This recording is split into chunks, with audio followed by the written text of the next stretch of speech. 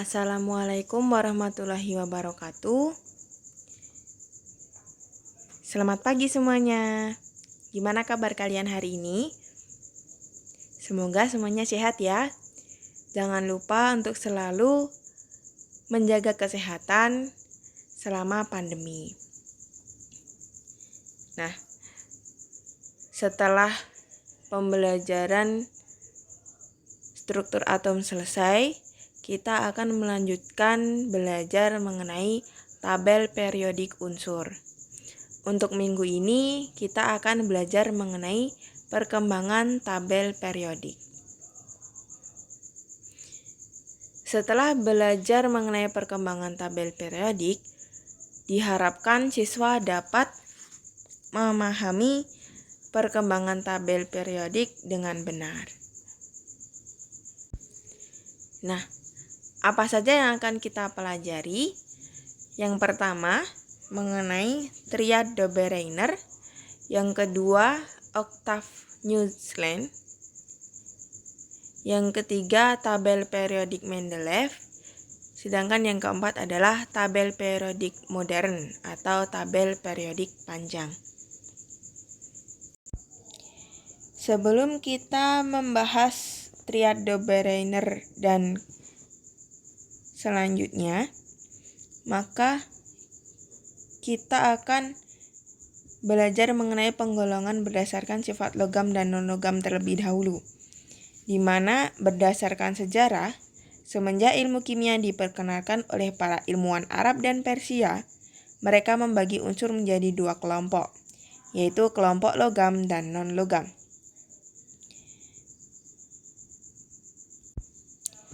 Untuk unsur logam sendiri, sifatnya dapat menghantarkan listrik dan panas, merupakan benda padat kecuali air raksa, dan juga mengkilap.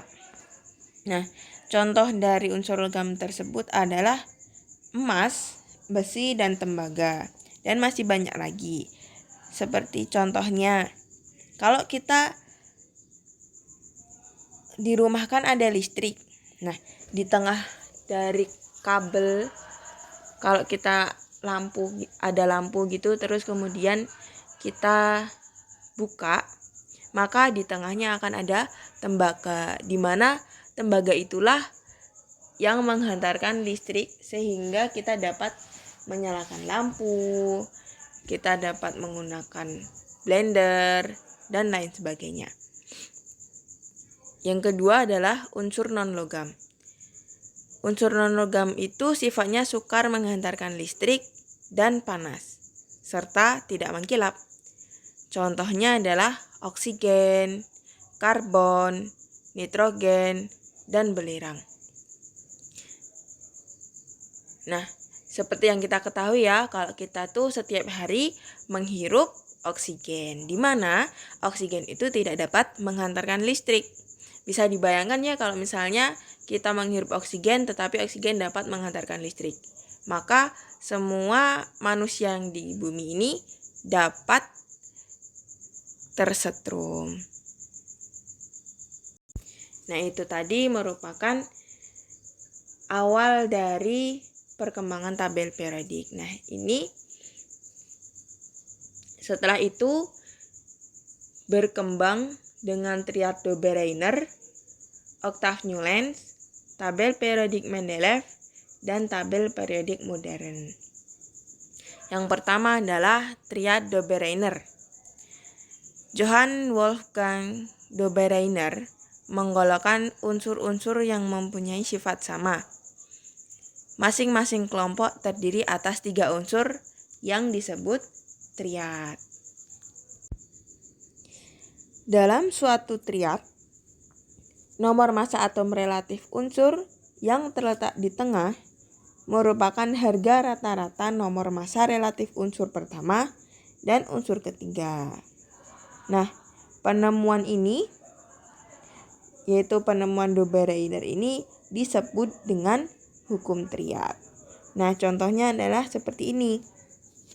Ada unsur litium, natrium, dan kalium, di mana ketiganya itu kalau kita lihat di tabel periodik unsur, yang akan kita pakai untuk belajar kimia. Mereka tersusun secara vertikal di mana Li paling atas, Na di tengah, dan kalium itu di bawah. Massa atom relatif dari litium adalah 6,94. Untuk Na adalah 22,99,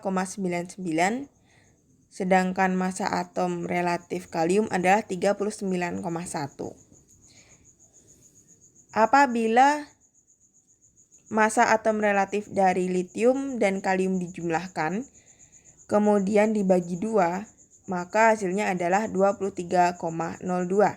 Nah, ini relatif sama dengan massa atom relatif dari natrium, 22,9. Apabila dibulatkan, maka mereka sama dengan 23. Kemudian yang kedua, contohnya adalah atom klorida, bromin, dan iodida. Nah, massa atom relatif dari Cl adalah 35,45, untuk Br adalah 79,9, sedangkan untuk I adalah 126,9. Apabila massa atom relatif dari Cl dan I dijumlahkan, kemudian dibagi 2, maka hasilnya adalah 81,18, di mana ini mendekati dengan massa atom relatif dari atom Br.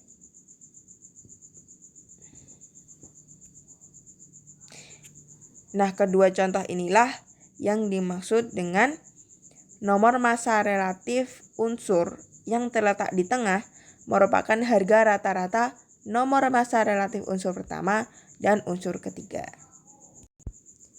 Yang kedua adalah Octave Newlands. John Alexander Reina Newlands menyusun unsur-unsur berdasarkan kenaikan nomor massa relatif. Sifat-sifat unsur yang ditemukan secara berkala setelah 8 unsur berikutnya disebut dengan hukum Octave Newlands.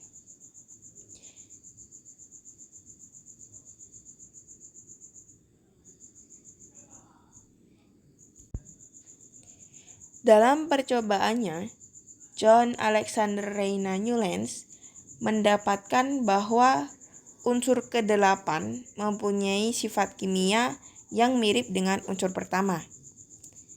Unsur ke-9 mempunyai sifat yang mirip dengan unsur kedua, dan seterusnya. Nah, pengulangan ini sesuai dengan pengulangan not oktav dalam lagu. Sehingga dalam tabelnya itu dikasih nama do, re, mi, fa, sol, la, si, do. Do, re, mi, fa, sol, la, si. Untuk tabelnya seperti ini,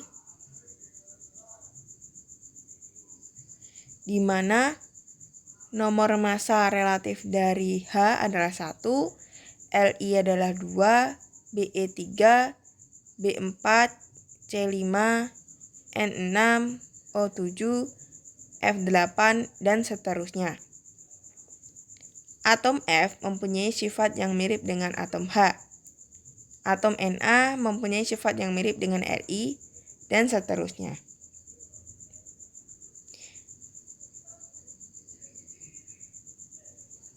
Nah, kelemahan dari Octave Newlands ini adalah pengulangan setiap 8 unsur itu hanya cocok untuk unsur-unsur yang nomor massa relatifnya kecil, dan pengelompokannya terlalu dipaksakan. Contohnya, unsur H, F, dan Cl mempunyai sifat yang mirip. Begitu pula dengan O, S, dan Fe.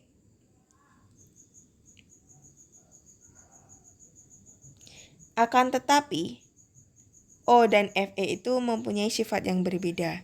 Sedangkan di tabel ini, O dan Fe berada dalam lajur vertikal yang berdekatan, yaitu di Si. atau C pada kolom yang paling kanan. Akan tetapi, di balik kelemahan ini, Octave Newland mempelopori penempatan unsur-unsur yang mirip sifatnya pada satu kolom vertikal. Yang ketiga adalah tabel periodik Mendeleev.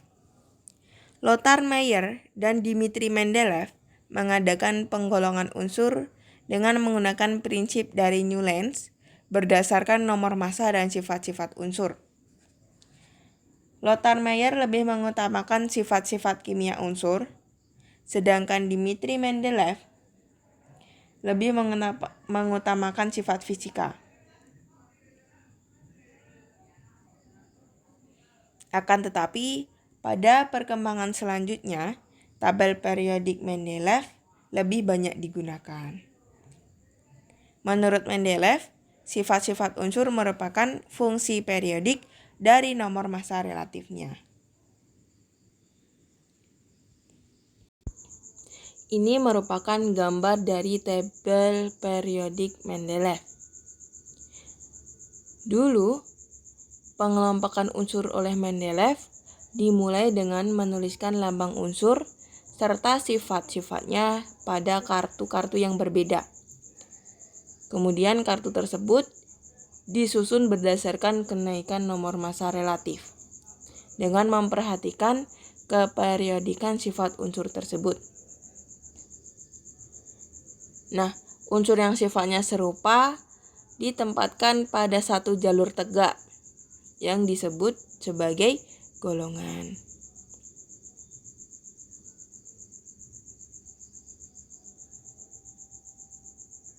Itu yang paling atas ada periode, golongan 1, golongan 2, golongan 3, golongan 4, golongan 5, golongan 6, golongan 7, dan golongan 8. Nah, dalam satu golongan itu mempunyai sifat yang serupa. Nah, pengelompokan ini lebih mengutamakan sifat yang sama dari unsur-unsur itu daripada kenaikan nomor massa relatif. Maka dari itu, pada tabel ini masih banyak yang kosong. Menurut Mendeleev, suatu saat tempat-tempat yang kosong itu akan diisi dengan unsur yang ditemukan. Sesuai dengan dugaan Mendeleev tersebut, beberapa tahun kemudian ditemukan unsur yang telah diramalkan oleh Mendeleev. Karena Mendeleev saat itu sudah meramalkan sifat-sifat dari kolom yang sudah dikosongkan. Contoh dari unsur yang ditemukan adalah germanium, di mana sifatnya mirip dengan silikon. Yang terakhir adalah tabel periodik modern. Tabel periodik yang sekarang digunakan adalah tabel periodik bentuk panjang. Henry Moseley menyimpulkan bahwa sifat dasar atom adalah nomor atom, bukan nomor massa relatif. Hukum periodik modern menyatakan bahwa sifat-sifat unsur merupakan fungsi periodik dari nomor atomnya. Tabel periodik modern ini merupakan tabel yang sudah digunakan sampai sekarang. Bentuknya seperti ini. Jadi saat kita mencari data mengenai suatu unsur atau atom, bisa digunakan tabel periodik ini sebagai referensi. Seperti contoh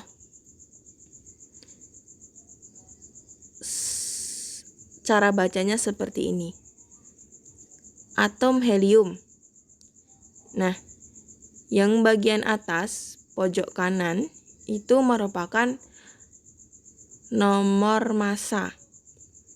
Sedangkan untuk yang bagian pojok atas kiri merupakan nomor atom.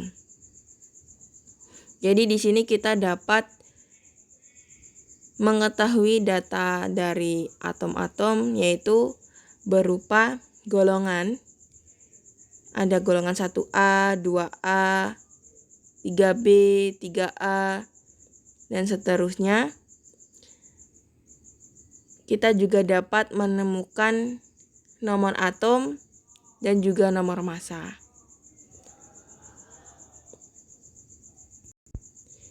Sampai di sini, adakah yang ingin ditanyakan atau kurang jelas? Apabila ada yang ingin ditanyakan, silahkan ditanyakan melalui kolom komentar atau langsung mengirim pesan melalui nomor WhatsApp. Supaya dapat memahami dengan lebih jelas, ada tugas yang perlu dilakukan, yaitu membuat peta konsep tentang perkembangan pengelompokan unsur dalam periodik unsur. Karya di sini harus original, yaitu hasil kreativitas sendiri, akan tetapi dibebaskan dalam menggunakan media. Jadi bisa menggunakan media tulis apapun, bisa menggunakan buku tulis, bisa menggunakan buku gambar, bisa menggunakan HVS, atau bahkan mungkin apabila ada yang suka menggunakan aplikasi CorelDRAW atau Photoshop atau Canva atau semacamnya, boleh digunakan. Kemudian untuk format filenya itu bebas, karena juga bisa menggunakan media apapun, jadi bisa mau format JPG, PDF, ataupun yang lain.